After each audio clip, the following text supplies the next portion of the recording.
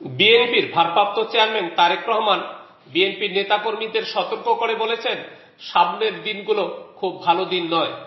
দেশের বিভিন্ন জায়গায় অরাজকতা শুরু হয়েছে। কেউ কেউ দেশে অরাজকতা সৃষ্টির চেষ্টা করছে। সবাইকে সজাগ থাকতে হবে।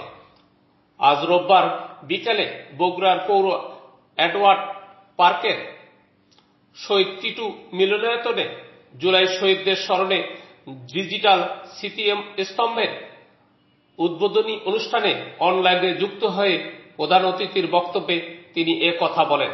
আবার আমাদের দেশটাকে ধ্বংসের কিনারা থেকে গড়ে তুলতে হবে। সামনের দিনগুলো আমাদের খুব ভালো দিন নয়। কিন্তু আমার বক্তব্যের প্রথমেই আমি শহীদ ওসমান হাদির আত্মার মাগফিরাত কামনা করছি। প্রিয় সহকর্মীবৃন্দ, আমাদের যে এই আজকের অনুষ্ঠানটি, এই অনুষ্ঠানটি কি আমরা নাম কি দিয়েছি? আমরা নাম দিয়েছি যে জুলাই শহীদদের স্মরণে স্থাপিত ডিজিটাল স্মৃতিস্তম্ভ। জুলাই আন্দোলনে আমরা আমাদের যে সকল ভাইদেরকে হারিয়েছি, যারা শহীদ হয়েছেন, স্বাভাবিকভাবেই তারা এই প্রজন্মের তরুণ সদস্য ছিলেন। এই প্রজন্মের বা এই যুগের অন্যতম আবিষ্কার বা অন্যতম খুব পপুলার একটি মাধ্যম হচ্ছে আইটি মাধ্যম, ইন্টারনেট যেটিকে আমরা বলি। স্বাভাবিকভাবেই এই ইন্টারনেটের সাথে আমাদের তরুণ প্রজন্ম যারা এখন, তাদের একটা খুব নিবিড় সম্পর্ক রয়েছে। কিন্তু এই ইন্টারনেটের একটি হয়তো সমস্যা রয়ে গেছে, সেটা হচ্ছে ব্যয়বহুল। সবার জন্য অনেক সময় এফোর্ড করা সম্ভব হয়ে ওঠে না। আবার একইভাবে এই ইন্টারনেটের মাধ্যমে আমাদের তরুণ প্রজন্মের বহু সদস্য, সারা বাংলাদেশে ছড়িয়ে ছিটে থাকা বহু সদস্য এই ইন্টারনেটের মাধ্যমে সংযুক্ত হওয়ার মাধ্যমে তারা তাদের বিভিন্ন রকম, ছোট হোক বড় হোক, যার পক্ষে যতটুকু সম্ভব, তাদের কর্মসংস্থানের ব্যবস্থাও তারা করে থাকে। আজকে আমরা যেটি আগামী দিনে বাংলাদেশে করতে চাই, সেই কাজটি যেটি সরকার বা দেশের পক্ষ, রাষ্ট্রের পক্ষ থেকে আমরা করতে চাই, সেই কাজটি আমরা আমাদের দলীয় অবস্থান থেকে প্রথমে শুরু করেছি।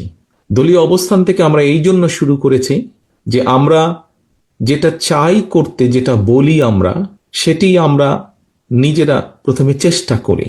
এইটি এর আগেও প্রমাণিত হয়েছে এবং এটি বর্তমানে আমরা প্রমাণ করার জন্য আমরা আজকে এই উদ্যোগটি গ্রহণ করেছি। ডিজিটাল স্তম্ভটি হচ্ছে আমরা ইন্টারনেটের সুবিধাটা যাদের জন্য ব্যয়বহুল বা কষ্টকর, যাদের পেতে সমস্যা হচ্ছে ইন্টারনেট কানেকশন, তাদের জন্য আমরা এই ব্যবস্থাটা করতে চাইছি। আমাদের আগামী দিনের যে লক্ষ্য, সেটি হচ্ছে ইনশাল্লাহ আল্লাহর রহমতে আগামী নির্বাচনে বাংলাদেশ জাতীয়তাবাদী দল বাংলাদেশের মানুষের সমর্থনে ইনশাল্লাহ সরকার গঠনে সক্ষম হলে আমরা এই ইন্টারনেট সেবাটাকে আরো ইজি করে আনতে চাই মানুষের জন্য, বিশেষ করে তরুণ প্রজন্মের জন্য। বিগত স্বৈরাচারের সময় আমরা দেখেছি প্রত্যেকটি সেক্টরকে তারা ধ্বংস করে দিয়ে গেছে।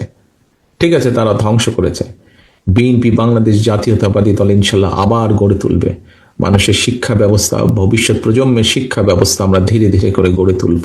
এই সময় আমাদের মূল কাজ একটাই, করব কাজ, গড়ব দেশ, সবার আগে বাংলাদেশ।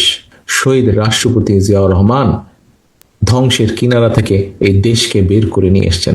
আপনারা তারই সৈনিক। আজকে দেশনেত্রী খালেদা জিয়া 91 সালে যখন সরকার গঠন করেছিলেন, তখনও স্বৈরাচারের কবল থেকে দেশকে রক্ষা করে ধীরে ধীরে ধ্বংসের কিনারা থেকে উন্নয়নের পথে দেশকে নেওয়া হয়েছিল।